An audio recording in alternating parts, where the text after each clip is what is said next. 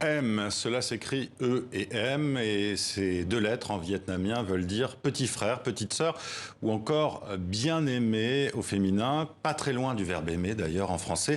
Merci Kim Thuy d'être en direct du Québec avec nous. Vous êtes écrivaine, vous avez reçu de nombreux prix.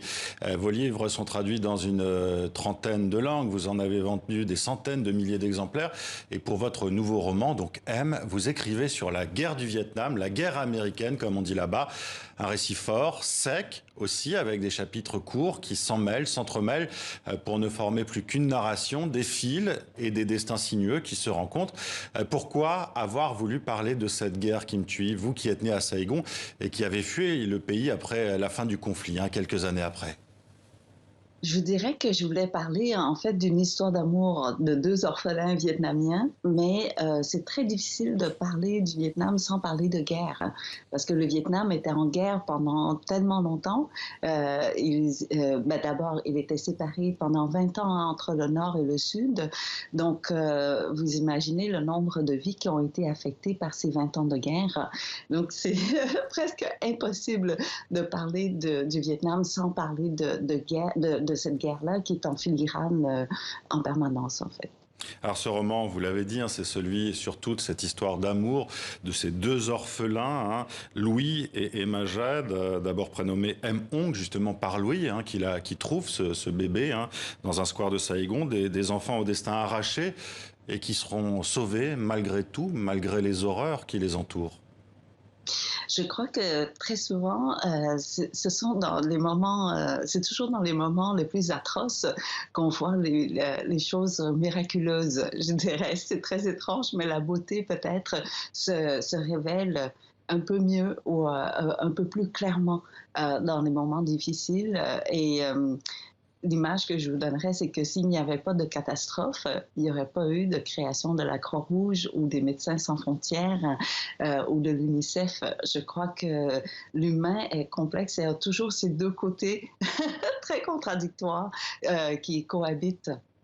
C'est un lien fraternel, un lien entre les êtres humains, une force et un espoir, voilà, qui illumine votre livre qui est aussi très sombre, justement, un texte fort, âpre parfois aussi, qui revient sur des moments historiques extrêmement durs, mal connus ou désormais peut-être moins connus, plus le temps avance, comme cette opération Baby Lift qui a été décidée par le président Ford pour récupérer les enfants nés au Vietnam d'un père soldat américain. Et je comprends que ce ne soit pas un événement qui se trouve dans un livre d'histoire, parce qu'en tout, il y avait peut-être environ 3000 enfants qui ont été évacués, mais c'est grâce en fait à ce premier vol avec les enfants que c'est rentré dans la mémoire des gens, c'est que l'avion a explosé en plein ciel. Et c'était un avion militaire. Et pendant 40 ans, en fait, j'avais suivi le message officiel du gouvernement, c'est-à-dire que le gouvernement américain voulait vraiment aller chercher les enfants métissés américains. Mais en fait, c'était une opération de relations publiques et c'est pourquoi on a utilisé un avion militaire et non pas un avion commercial. Et par pur accident. Ce n'était pas voulu, évidemment. Il y a eu un bris mécanique dans la porte de l'avion et boum, l'avion a explosé au décollage. Et donc, la moitié des personnes, des passagers, ont été tués, si vous voulez, dans le crash. Alors vous revenez sur cet agent orange et aussi tous ces herbicides décrits sous des couleurs arc-en-ciel qu'on a déversés sur la population vietnamienne avec encore aujourd'hui des gens déformés. Vous donnez aussi les chiffres des morts. 58 177 soldats américains tués, c'est très précis.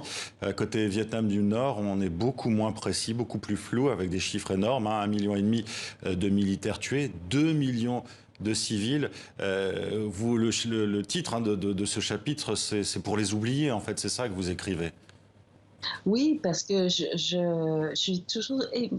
Et c'est le problème des pays plus pauvres ou qui ont moins de moyens. Vous voyez, pour les Américains, c'est précis à une personne près, alors que pour les Vietnamiens, le chiffre est très approximatif, à 1,5 à 2 millions.